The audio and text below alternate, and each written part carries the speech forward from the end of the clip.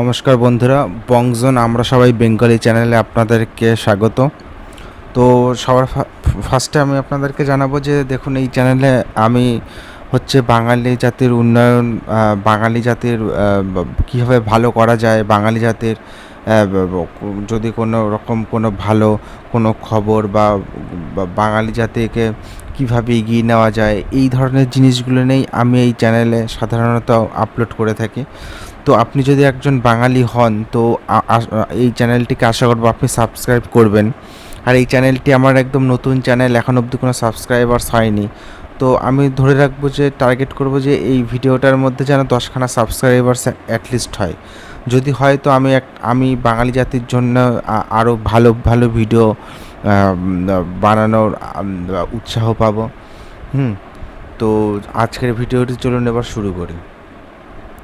তো তো এখন তো জানেন যে আরজি করে যে তিলোত্তমা যে ধর্ষণ, সেই কাণ্ড নিয়ে একটা চারিদিকে একটা এলোমেলো একটা অবস্থা হয়ে আছে। তো আজকের এই ভিডিওটা হবে এই ব্যাপারে যে এর সাথে কি কোনো রাজনৈতিক কোনো দিক জড়িত থাকতে পারে। আমি যদি সোজা কথায় বলতে চাই, এর সাথে তৃণমূল বা মমতা ব্যানার্জি এরা কি কোনোভাবে জড়িত এই অংশটার সাথে। তো আমি বলবো যে দেখুন, এর সাথে আমার ব্যক্তিগতভাবে মনে হয় যে এর সাথে কোনো একটা যোগাযোগ হয়তো রয়েছে, কোনো একটা নিজেদের মধ্যে একটা কোনো যোগাযোগ এরকম কিছু একটা রয়েছে। তার কারণ হলো দেখুন, তিলোত্তমা মারা যাওয়ার পরে চারিদিকে অনেক দিন হয়ে গেছে, চারিদিকে এখানে ছবি দেখছেন, চারিদিকে মিছিল চলছে, এইখানে একটা ছবি, এইখানে একটা ছবি, চারিদিকে এত মিছিল চলছে, তবুও এখনো পর্যন্ত কোনো অপরাধী ঠিক মতন শনাক্ত হয়ে উঠতে পারেনি। যেটা যদি করতে চাইতো তো সেটা সাধারণভাবে সেই জিনিসটা অনেক তাড়াতাড়ি হয়তো করে ওঠা যেত, কিন্তু সেটা সম্ভব হয়নি। আর তার সাথে একজনের নাম উঠে আসছে, তিনি হলেন সঞ্জয় রায়, যিনি হলেন একজন বিহারি, তার নাম হলো সঞ্জয় রায়। হ্যাঁ, তো কিন্তু তাকে সমস্ত মিডিয়া চ্যানেল, সমস্ত পশ্চিমবঙ্গের বড় বড় যারা আছে তারা সবাই তাকে বাঙালি সঞ্জয় রায় বলে চালিয়ে দিচ্ছেন, যেটা তার আসল নাম নয়। তার আসল নাম হলো সঞ্জয় রায়। এখানে দেখতে পাচ্ছেন যে হ্যাপি ছট পুজো, তারপরে মাথায় কমলা রঙের সিঁদুর। তো এইখানটায় নিশ্চয়ই কোনো একটা অসুবিধায় রয়েছে, বা কোনো একটা নিজস্ব কোনো স্বার্থ হয়তো জড়িয়ে রয়েছে, যার জন্যই হয়তো তৃণমূল বা মমতা ব্যানার্জি এরা দোষীদেরকে সঠিকভাবে সামনে নিয়ে আসতে পারছে না।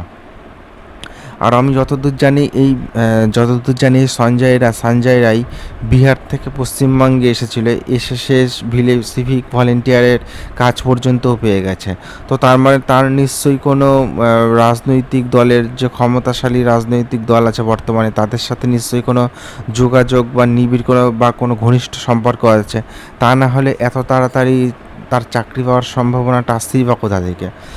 তো ওভারঅল আমার মনে হয় যে এই ব্যাপারে যত সমস্ত অপরাধীগুলো আছে, সে প্রত্যক্ষভাবে হোক পরোক্ষভাবে হোক, তাদের সবাইকেই আমাদের চিহ্নিত করা উচিত। সে যদি তৃণমূলের দলের কোনো নেতাও হয়ে থাকে, বা স্বয়ং মমতা ব্যানার্জিও যদি ইনডাইরেক্টলি হয়ে থাকে, তো তাকেও অপরাধী হিসেবে চিহ্নিত করা কোনো ভুলের কিছু হবে বলে মনে হয় না আমার। তো এখন দেখা যাক ভবিষ্যতে কি হয়, ভবিষ্যতে কারা অপরাধী হিসেবে ধরা পড়ে। আর যদি তৃণমূল